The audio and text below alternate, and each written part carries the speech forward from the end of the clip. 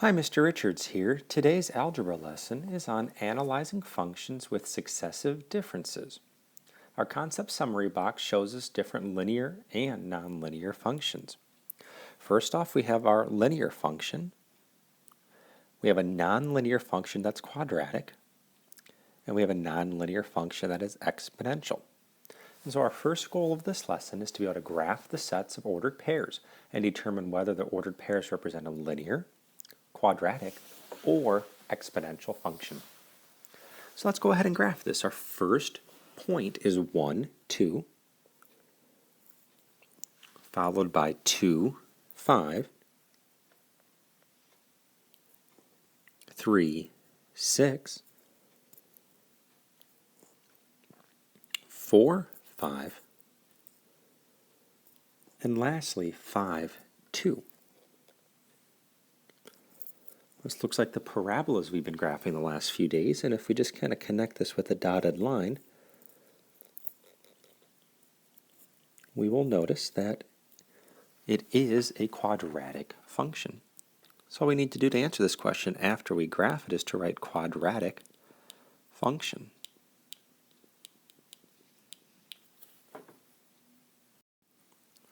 And now we have these points with the same set of directions. Let's graph and see what we have. -1, 6, 0, 2, 1, 2/3, and 2, 2/9, which will be closer to 0 than the 1 or the 2/3. Well, this is coming down sharply, but then looks like it's rounding off as it approaches our axis. And so this is an example of an exponential function.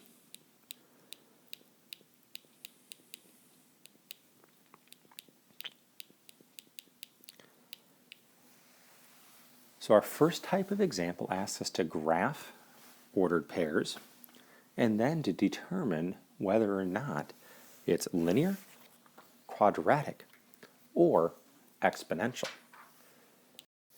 Now, another way to determine what type of function we have is to analyze differences in patterns. Let's go through some vocabulary here. First differences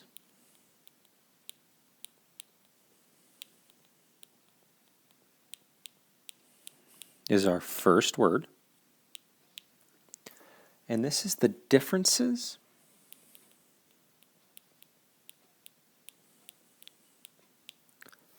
of successive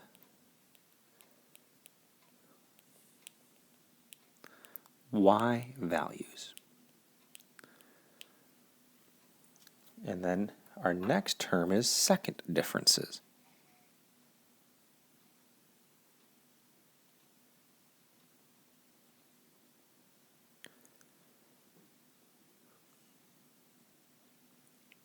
And this is the differences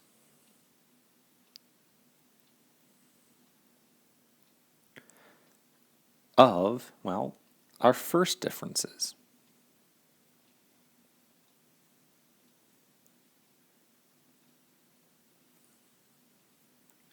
Now, we're going to use these in different ways.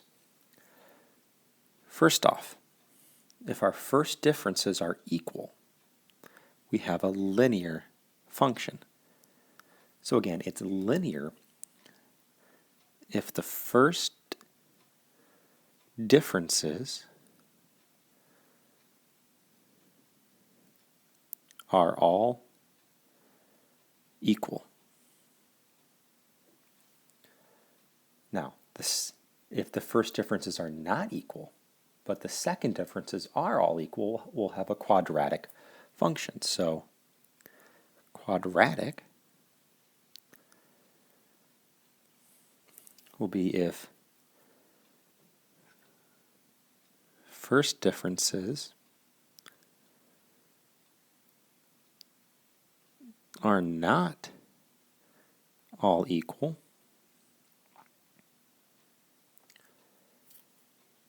but second differences are.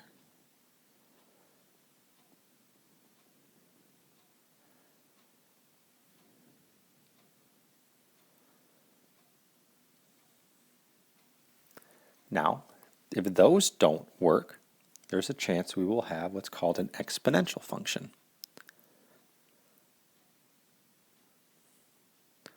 So if the first differences are not all equal, we move on to the second differences, and if the second differences are not all equal, it might be exponential. And what we'll look at here to see if it's an exponential function is if the ratios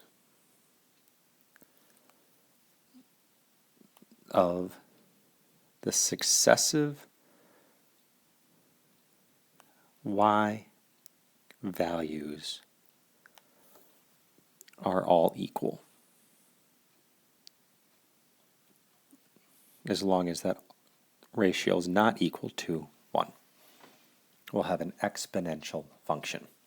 And in these series of examples, we'll have linear, quadratic, and exponential, and we'll have to use the first differences and the second differences. So, as we get into our first example, look for a pattern in the table of values to determine which kind of model best describes the data. Well, let's look at our y values. And our y values here are -1, 1, 3, 5, and 7. And we'll start off by looking for our first differences. Well, from -1 to 1, our difference is 2. From 1 to 3, well, 3 minus 1 is 2. From 3 to 5, our difference is 2. And from 5 to 7, our difference is 2. And since these are all the same, this does mean that we have a linear function. Now, it is not in this example, but it will be later to write an equation for a linear function. Well, let's just preview that now. All linear functions, we can start off with saying y equals mx plus b. Remember, that's our slope-intercept form for a line. And what we can say is pick an ordered pair. Let's pick 0, 3. Now we know that our slope of this line is equal to our differences, which is 2. And so if we want to solve for b here, we can plug in our ordered pair, 3 for y, 2 for m, 0 for x, and we're solving for b. Well, 2 times 0 is 0, and so we're left with 3 equals b. So now we can go back to that standard form for slope-intercept form, that is, y equals mx plus b, not standard form, but slope-intercept form. We can then say y equals our slope of 2 times x plus our y-intercept of 3. So again, this example is not asking for it, but if you are looking to write an equation for this function that is linear, this is how you would do it. In example 2b, we have the same set of directions. Look for a pattern in the table of values to determine which kind of model best describes the data. Let's pull out our y values here. The 36, 12, 4, 4/3, and 4/9. And the first thing we're going to look at is our first differences.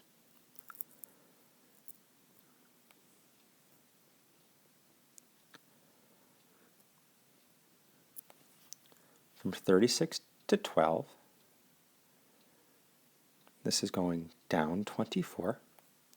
From 12 to 4, it's down 8. From 4 to 4/3, it's down 2 2/3.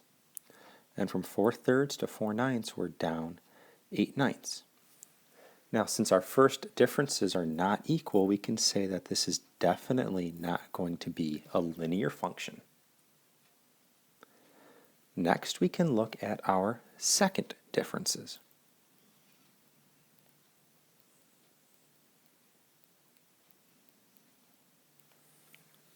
Now, from negative 24 to negative 8, it's a difference of 16.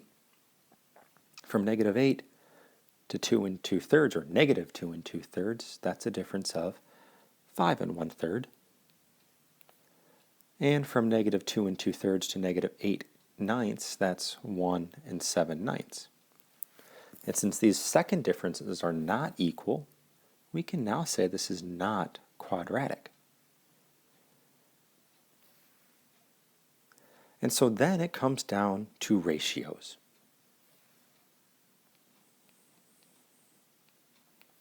If we pull back out our 36, 12, 4, 4/3, and 4/9. From 36 to 12, we can write that as a ratio of 12 over 36, which simplifies to 1/3. So our ratio there is 1/3. From 12 to 4, we can write that as 4 over 12, which is going to be 1/3. How about from 4/3, or 4 to 4/3? 4/3 over 4 will actually, believe it or not, simplify into 1/3. And then from 4/3 to 4/9, that is also 1/3. And since that ratio is equal and not equal to 1, this is in fact going to be an exponential function.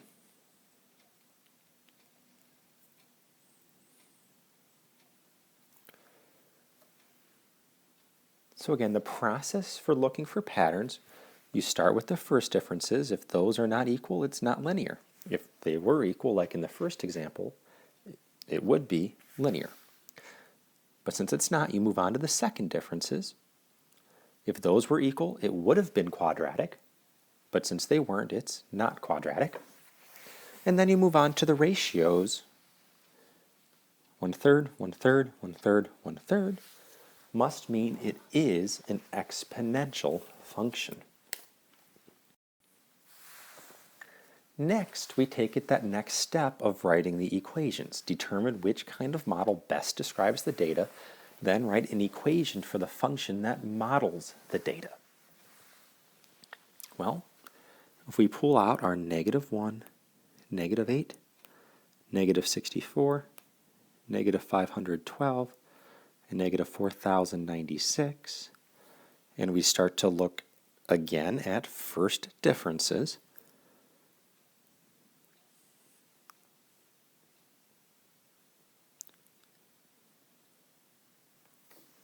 -1 to -8 is -7. -8 to -64 is -56. And you already know this isn't linear. But don't stop. Continue going because you will have to move on to your second differences. So keep going even though you know at this point it's not linear.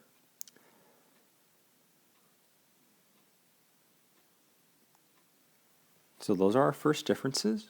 And again, we know it's not linear.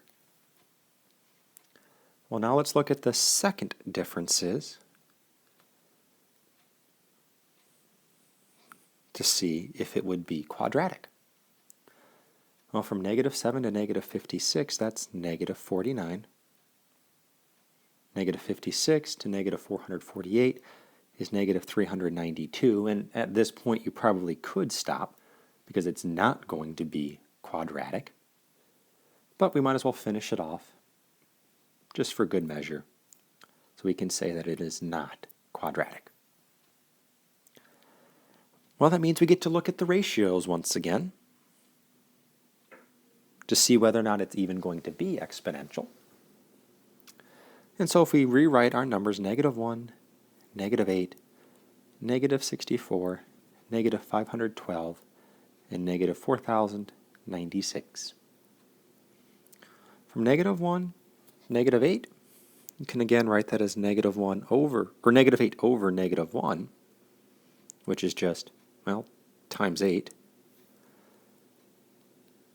Our next ratio, -64 over -8, is also 8. Our next ratio, negative 512 over negative 64, is also 8, and I think we're on to something here. Our last ratio also simplifies into 8. So now we know for sure that this is an exponential function. And now we get to take it that next step past example 2. We get to write an equation for the function that models this data. Well, we can start every exponential equation as y equals ab to the x. Now, we can pick an ordered pair such as 1, negative 8. So now we know that our x is going to equal 1, our y is going to equal negative 8, our a is what we're solving for, and our b is going to be equal to that exponential difference there, that ratio that we found, which is 8. So we can plug these numbers into this form to solve for a. So we will have y is negative 8 equals, we're solving for a, our b is 8 to the first power. Well, 8 to the first power is 8, so we'll have negative 8 equals a times 8, and once we divide by 8 on both sides here, we'll have negative 1 equals a.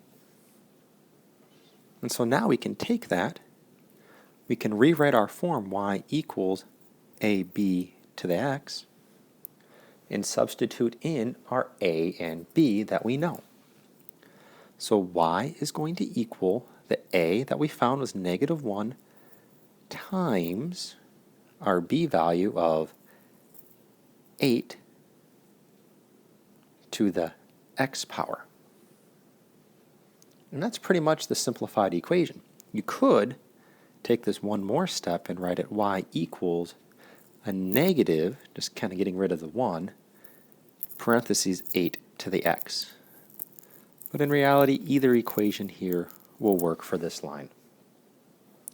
So once again, very similar to example 2, we'll check first differences for linear. That didn't work here. We'll check second differences for quadratic.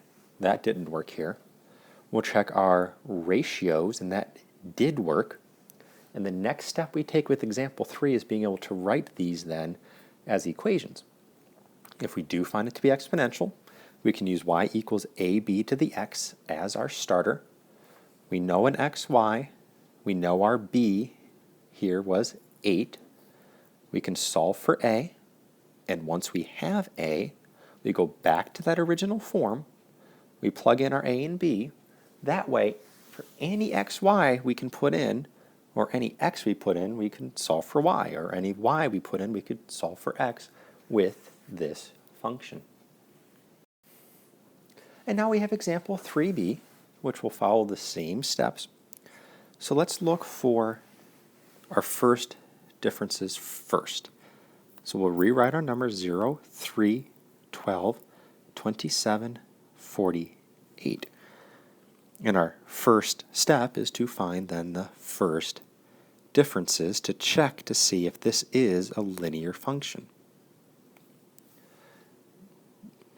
Well, from 0 to 3 we have 3. 3 to 12 we have 9. And again, we now know it's not linear, but keep going because we need all of these for our second differences. 15, and it finishes with 21. So we know again it's not linear, but maybe, just maybe, it'll be quadratic. So if we look at our second differences now,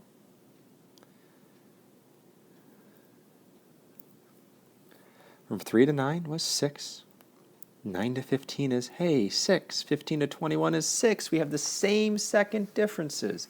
So that means we do finally have a quadratic function. Now, the form for a quadratic function is y equals ax squared. And so now we can substitute in the point.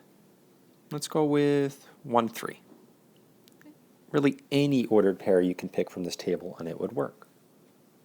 And now we get to solve for a. So we get to put in a 3 for y. We're solving for a 1 for x. 3 equals a times 1, and a times 1 is just a, so 3 equals a. And now we get to go back and put this in the form of y equals ax. Y is going to equal 3 for a times x, and I actually forgot the squared here, squared. So very similar to the last example, we check our first differences, then we check our second differences. This time it worked. For quadratic, we'll use y equals ax squared, put in a point to solve for a, then put it back into our form, y equals ax squared, and we'll have an equation that works for this function.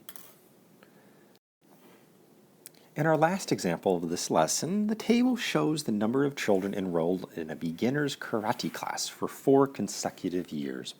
Determine which model best represents the data. Then write a function that models that data. So let's pull out our y values, the 8, 11, 14, 17, and 20. And let's go ahead and once again look for our first differences.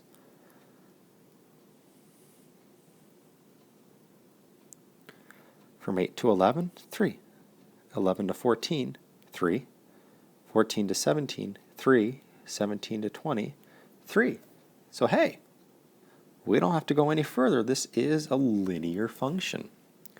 In linear functions, we can write in the form y equals mx plus b.